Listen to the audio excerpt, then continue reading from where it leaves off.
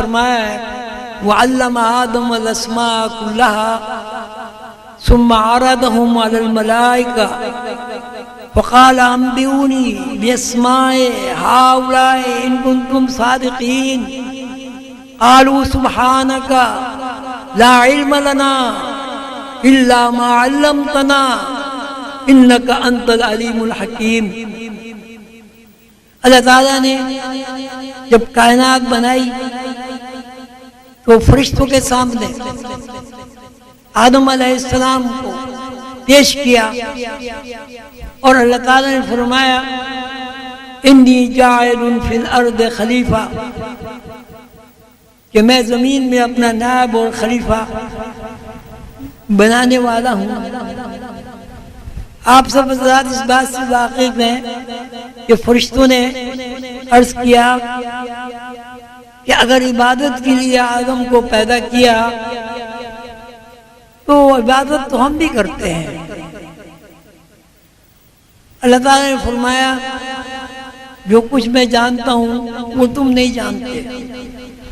قصہ ہوتا ہے یہ کہ آدم علیہ السلام کا وجود ہوا۔ آدم علیہ السلام کو اللہ تعالیٰ نے جنت میں قیام کے لیے ارشاد فرمایا، پھر جنت میں جو کچھ ہوا وہ سب آپ لوگوں کو جانتے ہیں۔ تو یہ ایک معاد میں تخلیقی امور زیر بحث آتے ہیں،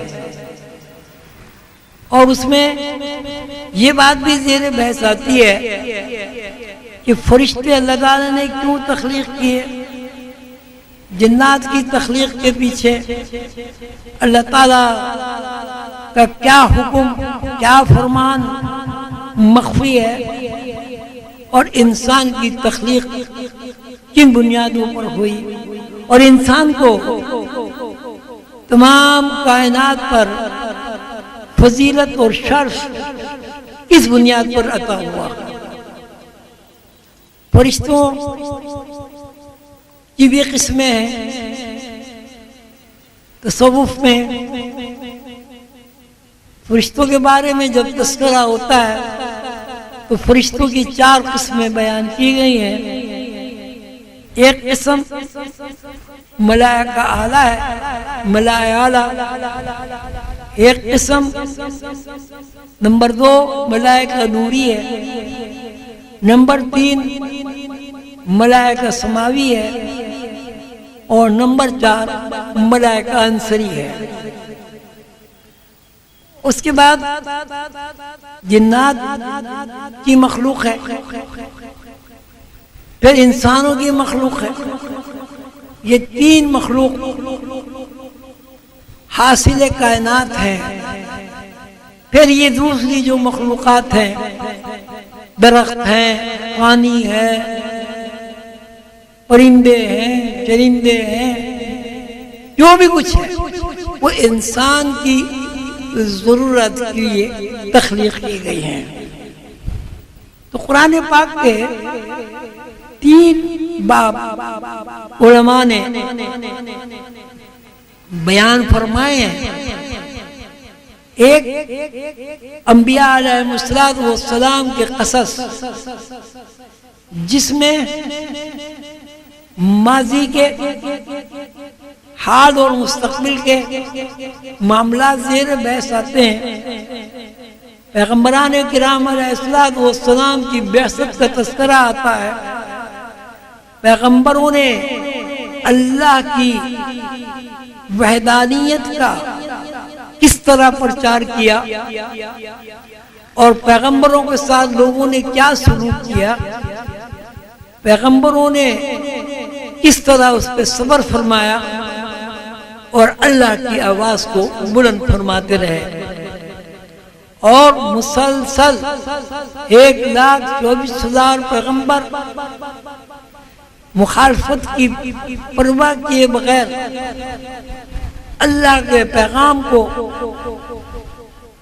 لوگوں تک پہنچاتے رہے، یہاں تک کہ آخری نبی حضرت محمد رسول اللہ صلی اللہ علیہ وسلم اس دنیا میں تشریف لائے اور اللہ تعالیٰ نے انسانوں کے لیے جو پروگرام عطا فرمایا تھا،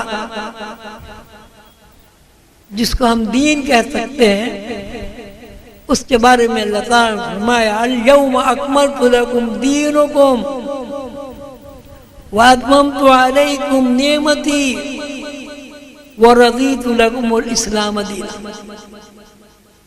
رسول اللہ صلی اللہ علیہ وسلم اللہ کے محبوب ہیں، اللہ کے نبی ہیں، اللہ کے رسول ہیں، اور سب بات یہ ہے کہ خاتم النبیین ہے۔ اور دوسری بڑی بات یہ ہے کہ رسول اللہ صلی اللہ علیہ وسلم پر اس دین کی تکمیل ہو گئی جو دین حضرت آدم علیہ السلام سے شروع ہوا تھا۔ الیوم اکملت لکم دینکم، الیوم اکملت لکم دینکم واتممت علیکم نعمتی ورضیت لکم الاسلام دینا۔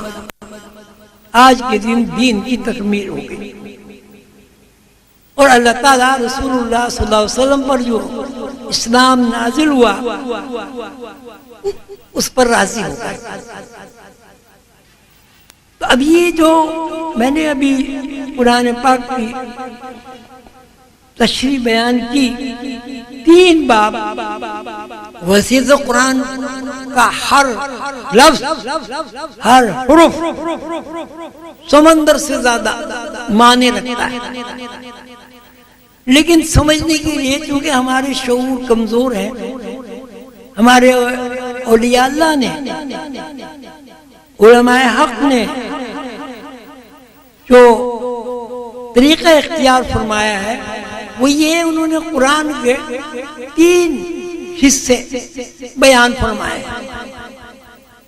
ایک اساس القرآن جس میں قوموں کے عروج و زوال کی داستانیں ہیں، جس میں تبلیغ دین کی جد و جہد کا تذکرہ ہے، جس میں تبلیغ دین کے سلسلے میں انبیاء علیہ السلام کو لوگوں نے جو تکلیفیں دی ہیں ان کا تذکرہ ہے، اور دوسرا قرآن کا باب شریعت مطہرہ ہے۔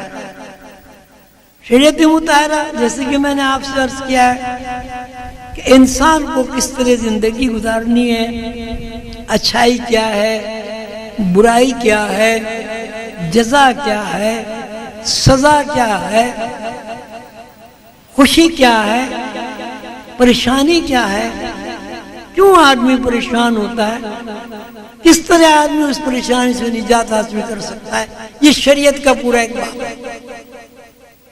کیا چیزیں ہمارے لیے حلال ہے، کیا چیزیں ہمارے لیے حرام ہے۔ تیسری جو قرآن کی تشریح ہے، تیسرا جو قرآن کا باب ہے جس پہ میں آپ حضرات سے کچھ عرض کرنا چاہتا ہوں، وہ معاد ہے۔ معاد سے مراد یہ ہے کہ جب اللہ تعالیٰ نے کن فرمایا تو کائنات کس طرح تخلیق ہوئی۔ اللہ تعالیٰ نے مخلوق کو جب پیدا فرمایا تو اللہ تعالیٰ نے مخلوق کو پیدا فرما کر مخلوق کی کیا ذمہ داریاں قائم فرمائی۔ پھر یہ کہ مخلوق اگر انسان ہے، مخلوق اگر جنات ہیں، تو اللہ تعالیٰ نے جنات اور انسانوں کی خدمت گزاری کے لیے فرشتوں کو تخلیق فرمایا۔ فرشتے کیا چیز ہے؟ معاد ہمیں بتاتا ہے کہ فرشتے کیا چیز ہے۔ اللہ تعالیٰ کی یہ جو نورانی مخلوق ہے اس کی کیا حیثیت ہے، جنات کیا ہے۔ جنات اگر آتشی مخلوق ہے، آگ کی مخلوق ہے، اس کی کیا حیثیت ہے؟ اور اس کے بعد انسان ایک مخلوق ہے، اس کی کیا حیثیت ہے؟